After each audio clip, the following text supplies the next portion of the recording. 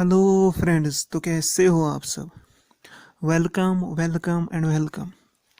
अब आप सोच रहे होंगे सर ने 3 बार वेलकम क्यों किया। मैंने इसलिए किया क्योंकि मुझे पता है हम जो सीरीज़ करने वाले हैं ये कितनी बेनिफिशियल रहने वाली है। ठीक है ना।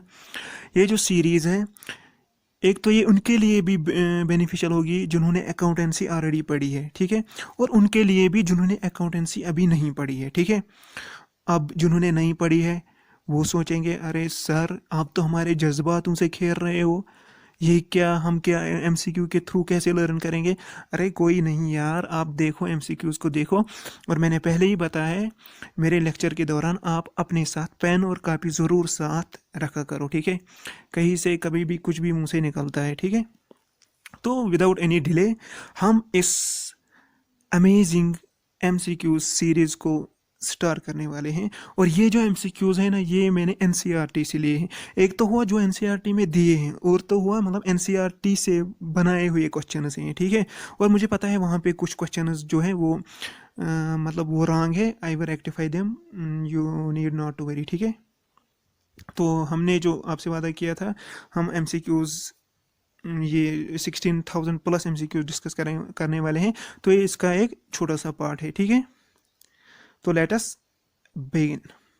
पहले हम देखते हैं व्हाट इज अकाउंटिंग। सर हमें तो एमसीक्यू करने वाले हैं। पहले हमें कंसेप्ट तो होना चाहिए कि हम पढ़ने क्या वाले हैं, किसके बारे में हम पढ़ने वाले हैं। वो है हमारी अकाउंटेंसी। पहले हम देखते हैं अकाउंटिंग होती क्या है। देखो यहाँ पे आप देख सकते हो, it's a systematic process of identifying, measuring, recording, classifying, summarising, analysing, interpreting and communicating results और information. What is systematic process. Sir हमें तो ये समझ नहीं आया। अरे यार सिस्टमेटिक प्रोसेस, ठहरो ठहरो बताता हूँ। सिस्टमेटिक प्रोसेस पहले एक होगा, फिर एक होगा, फिर एक होगा। ठीक है ना। मतलब एक ऑर्डर में होगा। ठीक है ना। ऐसा नहीं है कि पहले शादी होगी उसके बाद एंगेजमेंट होगी। नहीं, पहले एंगेजमेंट होगी उसके बाद शादी होगी। ठीक है ना। इसलिए पहले आइडेंटिफाई होगा, पहले आइडेंटिफिकेशन होगी। सर किस चीज़ की आइडेंटिफिकेशन होगी। सर आइडेंटिफिकेशन किस चीज़ की होगी, जिसको हमें बुक्स में रिकॉर्ड करना है। ठीक है ना। यानी देखो, मैंने किसी को कहा, मैंने किसी को अपने बिजनेस में रखा। फॉर एग्जाम्पल मेरा बिजनेस का शॉप है। मैंने उसको बोला देखो भाई आप इन चीज़ों का हिसाब रखना, जो यहाँ से होगा ट्रांजैक्शन होगी, जो यहाँ पे इवेंट होगा उस चीज़ का आप हिसाब रखना। ठीक है। तो चलो, अब कोई कस्टमर आया, उसने शराब पी थी या उसको कुछ घर वालों से लड़ाई हुई थी, वो आया, उसने सेल्समैन के साथ लड़ाई की। ठीक है। ये हुआ ना, ये इवेंट हुआ मेरे बिजनेस में। ठीक है ना। अब जो ये जिसको मैंने for example book keeper, for example जिसको मैंने कहा है कि आप हिसाब रखना इन चीज़ों का। ठीक है। क्या वो ये लिखेगा कि सेल्समैन ने इसको इतने लात मारे, कस्टमर ने इसको इतने मुक्के मारे, क्या वो लिखेगा? नहीं लिखेगा। तो वो किस चीज़ की रिकॉर्डिंग करेगा? वो करेगा ट्रांजैक्शन की रिकॉर्डिंग। आगे समझ ट्रांजैक्शन, व्हाट इज ट्रांजैक्शन। और इसको हम दूसरे अल्फाज में कहते हैं इकोनॉमिक इवेंट। क्या कहते हैं हम? Economic event. बस ये अभी आप याद रखो। तो ये जो जिसको मैंने हिसाब लिखने के लिए रखा, ये आइडेंटिफाई करेगा कि इकोनॉमिक ट्रांजैक्शन कौन, इकोनॉमिक इवेंट कौन है या ट्रांजैक्शन कौन है। तो वो फिर इसको क्या करेगा? रिकॉर्ड करेगा। बट रिकॉर्ड करने से पहले ये इसको मेजर करेगा कि मुझे कितना लिखना है, 10, 15, 20, या किस चीज़ की ट्रांजैक्शन, कितनी चीज़ की ट्रांजैक्शन हुई। ठीक है ना। 100 रुपीज़ की, 200 रुपीज़ की। इसलिए इसको मेजर करेगा। तब क्या करेगा? जब इसने आइडेंटिफाई किया, मेजर किया, फिर इसको ये रिकॉर्ड करेगा। इसको लिखना है ना फिर। ठीक है। तो फिर कहाँ ये इसको रिकॉर्ड करेगा? ये करेगा जर्नल में रिकॉर्ड। ठीक है ना। वो हम आगे पढ़ेंगे। फिर क्या करेगा? देखो जर्नल में होता क्या है, जर्नल में होता है हमारे सारे अकाउंट्स इकट्ठे होते हैं। इसका मतलब है वहाँ पे प्रॉपर अरेंजमेंट नहीं होता है। इसलिए हम इसको पहले क्लासीफाई करते हैं, यानी अलग अलग अकाउंट, हम इनके अलग अलग अकाउंट खोलते हैं। ठीक है ना। वो कहाँ पे हम करते हैं? वो खोलते हैं हम लेजर में, यानी लेजर में हम क्लासीफाई और समराइज करते हैं। ठीक है ना। फिर होता है एनालाइजिंग एंड इंटरप्रेटिंग। ठीक है ना। यानी फिर क्या करते हैं हम, जो हमने डेटा कलेक्ट किया या रिकॉर्ड किया, इसको हम क्या करते हैं? इसको हम प्रॉपर वे में एनालाइज और इंटरप्रेट करते हैं। यानी इसको हम इनसे हम क्या निकालते हैं? प्रॉफिट और लॉस, यानी फाइनल रिजल्ट निकालते हैं। चाहे हमें प्रॉफिट हुआ या लॉस हुआ, वो कौन देता है हमें? वो हमें फाइनेंशियल स्टेटमेंट्स देते हैं, जिनको हम कहते हैं trading account, profit and loss account. वो हम आगे पढ़ेंगे। ठीक है ना। तो होप आपका कंसेप्ट क्लियर होता जा रहा होगा। ठीक है ना। तो फिर क्या होगा? जो हमने इंफॉर्मेशन निकाली है ना, चाहे लॉस हुआ या हमें फॉर एग्जाम्पल प्रॉफिट हुआ। ठीक है ना। फिर हम क्या करना है? इस इंफॉर्मेशन को हमको कम्युनिकेट करना है to the users of the information. Users कौन होंगे? वो भी हम बाद में डिस्कस करेंगे।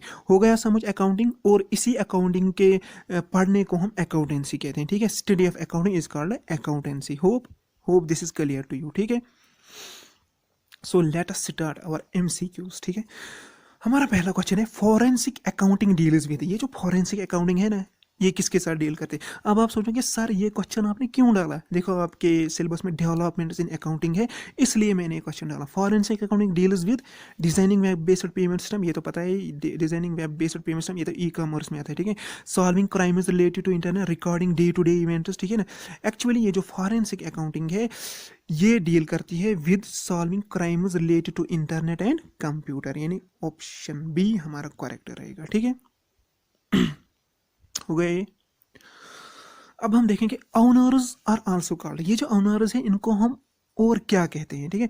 लेंडर्स कहते हैं या क्रेडिटर्स, क्या मैनेजर्स कहते हैं, क्या शेयर होल्डर्स कहते हैं, ठीक है।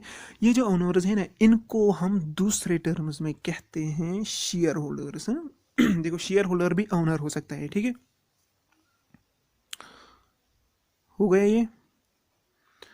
उसके बाद हम देखते हैं ability of company to pay it is debts when become due.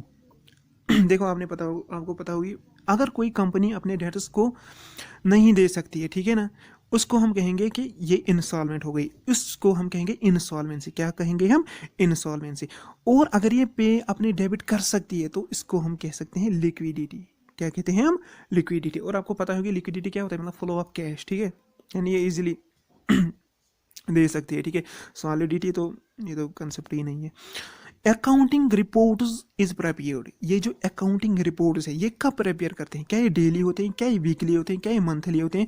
Actually ये जो अकाउंटिंग रिपोर्ट्स होते हैं ये क्या होते हैं? ये होते हैं it will depend upon the need of the user. क्या? ये डिपेंड करेगा upon the need of the user, ठीक है ना। देखो कभी फॉर एग्जाम्पल प्रोपराइटर को मतलब साल से पहले ही इंफॉर्मेशन ज़रूरत है, या आपको पता होगी कि हम एडवांस टैक्स देते हैं, टैक्स हमारे सिलेबस में है, तो हम कैसे वो देते हैं? जब हम पहले एनालाइज करते हैं हमारा प्रॉफिट क्या आएगा, तो उस वक्त हम पहले ही मतलब अंदाज़ा लगा सकते हैं। वो कैसे हम अंदाज़ा लगाते हैं? जब हम पहले पता लगाएं कि इस वक्त हमारा प्रॉफिट क्या है, और उसी हिसाब से हम फिर अंदाज़ा लगाते हैं। इसलिए मैंने लिखा it will depend upon the need of the user, ठीक है। हमारा अगला क्वेश्चन है, ये रहा आपके स्क्रीन पे। An organisation is, what is an organisation? क्या है? एसोसिएशन ऑफ पर्सनज और business enterprise for profit motive, या एसोसिएशन ऑफ पर्सनज या business enterprise for non profit motive, या आइदर प्रॉफिट मोटिव या आइदर नॉन प्रॉफिट मोटिव। देखो organisation जो होती है ना वो एसोसिएशन ऑफ पर्सनज या बिजनेस एंटरप्राइज होती है जिनको या तो प्रॉफिट मोटिव होगा या तो नहीं होगा, ठीक है। तो इसका हमारा सी पार्ट जो आंसर है, ठीक है। हमारा अगला क्वेश्चन है आपके स्क्रीन पे। देखो मेरे बोलने से पहले अगर आपको पता है आप कमेंट करना, ठीक है। Which of the following is external user of accounting information? Accounting information का एक्सटर्नल यूजर कौन है? मैं आपको बताता हूँ। ये जो यूजर्स ऑफ अकाउंटिंग इन्फॉर्मेशन वो टू टाइप्स के होते हैं। एक होता है इंटरनल यूजर, एक होता है एक्सटर्नल यूजर, ठीक है ना। Internal and external. सर ये इंटरनल क्या होता है? सर इंटरनल वो होता है जिसका डायरेक्ट इंटरेस्ट बिजनेस के साथ हो, ठीक है ना। एक्सटर्नल वो दूसरा होता है, ठीक है ना। फॉर एग्जाम्पल अगर मैं कहूँ एम्प्लॉय का डायरेक्ट इंटरेस्ट है बिजनेस में। अगर बिजनेस में लॉस होता है उसको नुकसान होगा, अगर बिजनेस में प्रॉफिट होगा उसको फायदा होगा, उसको बोनस मिलेगा, ठीक है ना। ऐसे ही मैनेजमेंट है, ठीक है, ऐसे ही हमारा प्रॉपरेटर है, ठीक है ना। और वो जो एक्सटर्नल यूजर होते हैं वो होते हैं हमारा मतलब बैंक होता है। फॉर एग्जाम्पल चाहे नुकसान हो चाहे आपका मतलब प्रॉफिट हो, उसको क्या है, उसको जितना इंटरेस्ट लेना है वो तो लेगा, ठीक है ना। ऐसे ही सप्लायर है, सप्लायर जितना आप डिमांड करेंगे वो उतना लेगा, उसको कोई टेंशन नहीं है, ठीक है ना। तो हमारा क्वेश्चन है यहाँ पे, तो मैंने इंटरनल यूजर क्या कहा, मतलब मैनेजर्स होते हैं, प्रॉपरेटर होता है, ऐसे ही हमारे पास एम्प्लॉयज़ होते हैं, ठीक है। एक्सटर्नल में कहा सप्लायर होता है, बैंक होता है, ठीक है, कस्टमर होता है, ठीक है।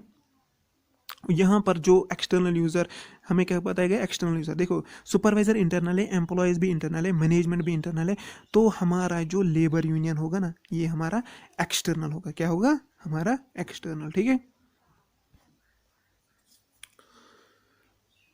अब यहाँ पे हमारे साथ है देखो यहाँ पे आप कंफ्यूज हो जाओगे। लेबर सर, लेबर और एम्प्लॉय में फ़र्क होता है। लेबर वेजेस के बेसिस पे होता है, जबकि एम्प्लॉय जो होता है वो हमारा मतलब सैलरी के बेसिस पे होता है, ठीक है ना। मतलब वो लेबर जो होगा उसको हम घंटे के लिए भी ला सकते हैं, ठीक है। Hope this clear to you know, क्योंकि ये एनसीईआरटी का क्वेश्चन था, इसमें बहुत सारों को कन्फ्यूजन था। Accounting as an information system, ये जो accounting as a information system ये क्या करता है as a information system? Sir ये करता क्या है? देखो, ओनली कलेक्ट डेटा, ये ओनली कलेक्ट डेटा करता है, या कलेक्ट डेटा करता है फिर कम्युनिकेट करता है इंफॉर्मेशन को भी, या ओनली कम्युनिकेट करता है इंफॉर्मेशन? तो अब तो आपको पता हो गई होगी, ठीक है ना, इसका ऑप्शन क्या होगा? इसका ऑप्शन जो होगा वो होगा बी, क्योंकि कलेक्ट भी करता है कम्युनिकेट भी करता है, क्योंकि वो जो डिफिनेशन में ही छुपा है, then communicating the result is thereafter, ठीक है ना, पहले रिकॉर्ड करना तो फिर कम्युनिकेट करना। तो ये रहा इसका आंसर, ठीक है। इसके बाद अगला क्वेश्चन जो आपके सामने है वो है, following is known as city of commerce. किसको सिटी ऑफ कॉमर्स कहा जाता है? बेबीलोनिया, दिल्ली और इजिप्ट। अगर आपको पता है आंसर तो आप कमेंट बॉक्स में लिख सकते हो, अगर नहीं पता है तो कोई बात नहीं, मैं बताता हूँ, इसका आंसर है बेबीलोनिया, ठीक है। हमारा अगला क्वेश्चन है, first book on double entry system was. देखो, father of double entry system किसको कहते हैं? किसको कहते हैं? ल्यूका पेसियोली को। इसका मतलब है इसी ने बुक डबल एंट्री पे फर्स्ट बुक लिखी होगी, इसी ने इस पे काम किया होगा, इसलिए इसका ऑप्शन जो रहने वाला है वो है ल्यूका पेसियोली, ठीक है। हमारा अगला क्वेश्चन है, वो डेबिट कम्स फ्रॉम। वो डेबिट जो है ये कहाँ से आया है? क्या ये लैटिन वो डेबिटो से लिया गया है? क्या है इटालियन वो डेबिटो से लिया गया है? देखो, मैं जो बताऊंगा यहाँ पे कन्फ्यूजन है। देखो, ये जो डेबिटो है ना, ये लिया गया है, ये आया है लेटिन वो डेबिटा से, बट ये जो डेबिट है ना, ये खुद आया है इटालियन वो डेबिटो से। ये आप याद रखना, ये आप याद रखना, ठीक है। Economic event is, sir economic event क्या है? मैंने पहले ही बताया, इकोनॉमिक इवेंट ट्रांजैक्शन है, यानी यहाँ पे क्या होगा, यहाँ मतलब कुछ मनी वर्थ जो होगी उसका एक्सचेंज हुआ होगा। अगर उसका एक्सचेंज होगा तो मनी में क्या होगा, उसमें ज़रूर कुछ ना कुछ फ़र्क आ गया होगा, ठीक है ना, तो उसी को हम ट्रांजैक्शन कहते हैं। अब ऑप्शंस पढ़ लो। Any type of happening in business, क्या लड़ाई हमने रिकॉर्ड की थी? नहीं की थी, वो भी तो एक टाइप की हैपनिंग थी, इसलिए एनी टाइप ऑफ हैपनिंग तो आएगा ही नहीं, ठीक है। Happening in business which can be expressed in money, हाँ बिल्कुल ये तो है। Happening which affects economic condition of business, बिल्कुल ये भी है, पैसा का फ्लो इन होगा या आउट होगा, ठीक है। ट्रांजैक्शन, सर ये भी है, तो हमारा जो आंसर रहने वाला है, बेझिझक आप BCD दे सकते हो, ठीक है।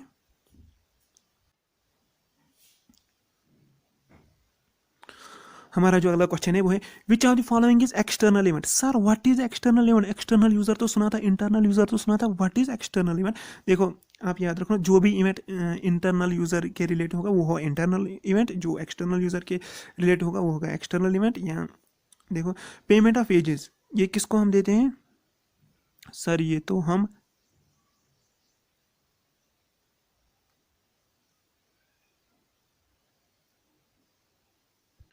तो हमारे पास ऑप्शन क्या है? Payment of wages, payment of monthly rent to landlords, payment of material from, purchase of material from supplier. देखो, अगर मैं कहूँ यहाँ पे ऑल हमारे एक्सटर्नल इवेंट होगी, क्योंकि लेबर भी हमारा एक्सटर्नल इवेंट में आता है, लैंडलॉर्ड भी, सप्लायर भी, तो इसका जो ऑप्शन रहने वाला है वो हमारा आर रहेगा। क्या रहेगा? ऑल, ठीक है। हमारा अगला क्वेश्चन है, business identifies, measures and records transactions. ये जो बिजनेस है ये मतलब ट्रांजेक्शन को आइडेंटिफाई करता है, मेजर करता है, क्यों करता है? To generate information, to communicate information, या बोथ। तो इसका जो आंसर रहने वाला है वो है हमारा बोथ, ठीक है। हमारा अगला क्वेश्चन है, information is regularly communicate through. ये जो इन्फॉर्मेशन है इसको कम्युनिकेट किया जाता है थ्रू, किसके थ्रू? देखो, जब भी हम इन्फॉर्मेशन बनाते हैं फिर हम इसको कम्युनिकेट करें थ्रू, हम रिपोर्ट्स बनाते हैं, ठीक है ना, तो सीधी सी बात है, हम कुछ रिपोर्ट्स बनाते होंगे फिर उन्हीं को कम्युनिकेट करते होंगे, ठीक है ना, तो इसको क्या करते हैं हम? थ्रू अकाउंटिंग रिपोर्ट्स, ठीक है।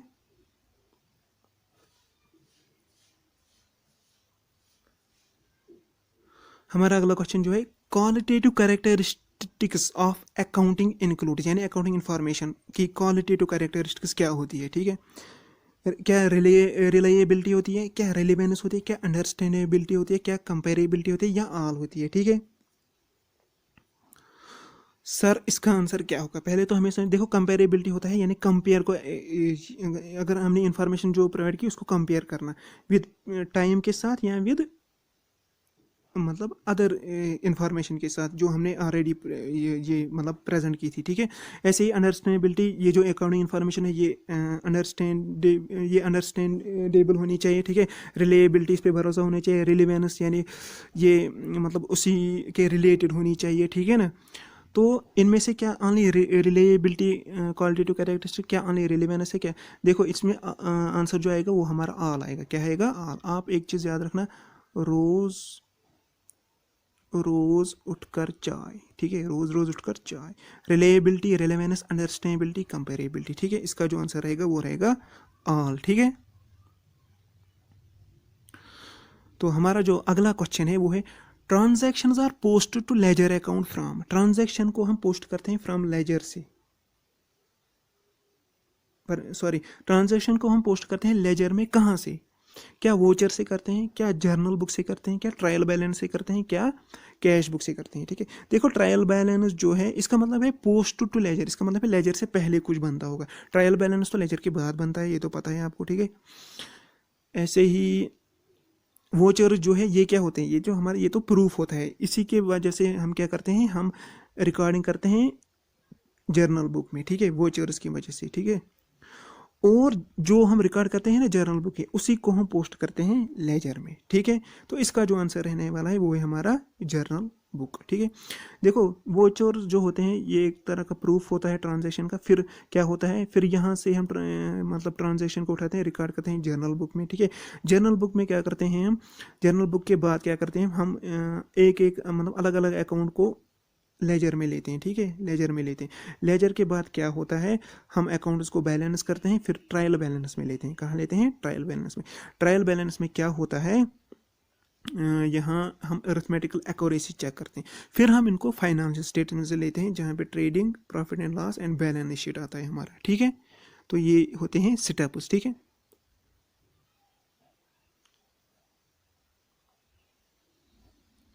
So thanks for watching this series.